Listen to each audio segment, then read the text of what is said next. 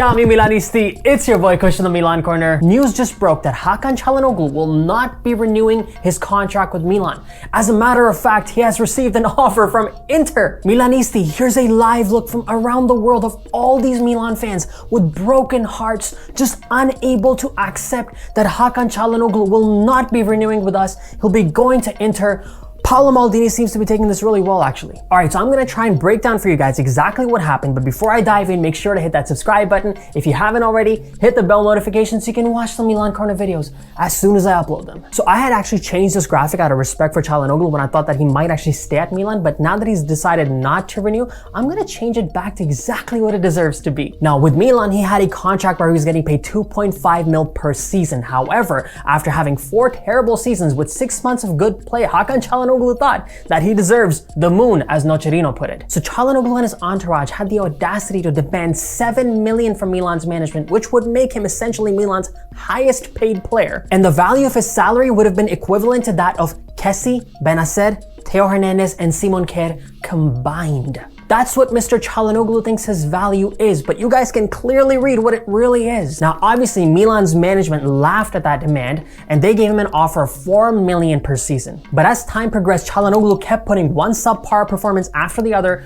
not signing his renewal, and he decided to test his luck at the Euros. He thought that, hey, you know what, I'm gonna go on the world stage, and I'm gonna show everybody how good I am. So naturally, the Euros have been a bust for Turkey. They've been a bust for Çalhanoğlu specifically. The geniuses at Inter saw his performances for Milan and saw his performances during the Euros and said, hey, you won 4.5 million? We'll give it to you. Now, let me be clear. I don't think Hakan Çalhanoğlu is necessarily a bad player. I think he's an okay player. With him, my issue always circles back to his attitude. The fact that the management led by Paolo Maldini, the great legend, has offered you a pretty reasonable contract considering the fact that Inter are also only offering him 4.5. It's not like Inter are giving him 7. They offer you a reasonable contract and you turn around and say, hey, you know what? I'm gonna do this after the Euros because maybe I can put on a show and another club is gonna sign me. That tells me this guy was never ever loyal to Milan's cause, ever. So that's a knock against his attitude. The second knock against his attitude is what he does on Instagram. He scored a goal.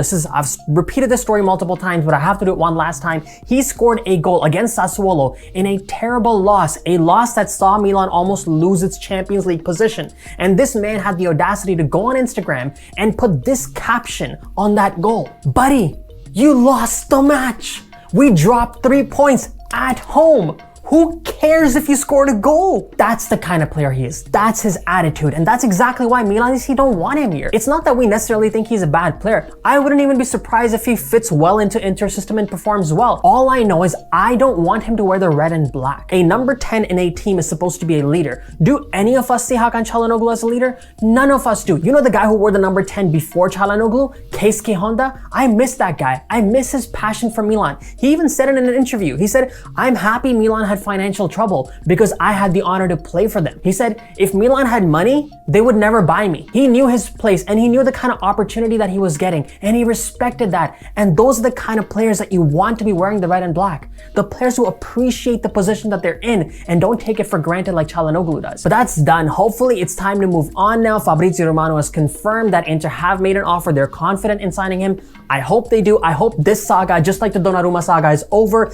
I freaking love this management. Man, I love the ballsy moves that they're making. They're looking at these players and they're saying, hey, you think you're all that? You want a higher payday?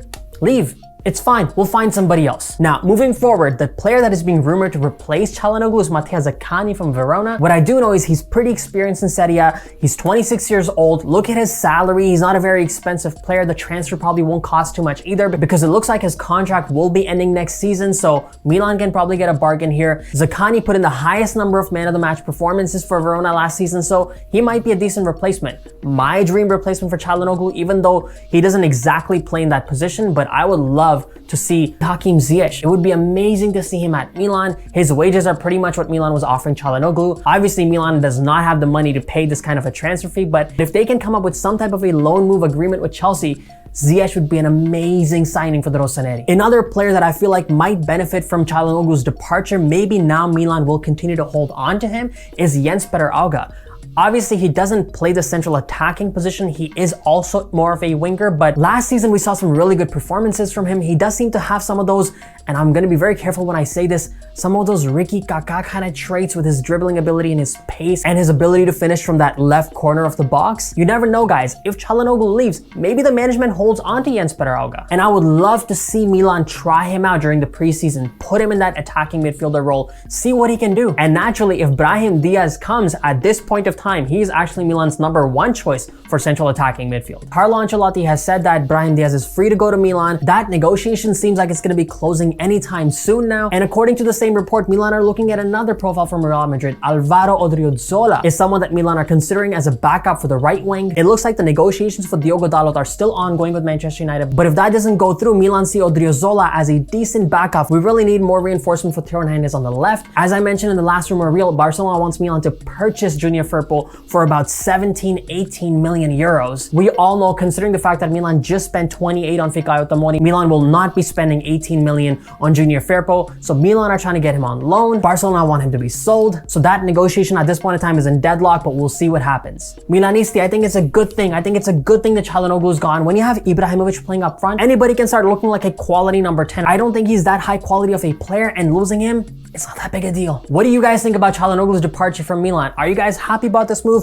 Do you think Milan made a mistake? Thank you for watching. Make sure to hit that subscribe button if you haven't already. Like this video if you think Çalhanoğlu's departure is a good thing for Milan. Who do you think Milan should be replacing Çalhanoğlu with? Is Zaccagni good enough? What are some of the profiles that you suggest that Milan pursue? Make sure to let me know in the comment section. As always, Forza Milan, grazie mille e ciao tutti!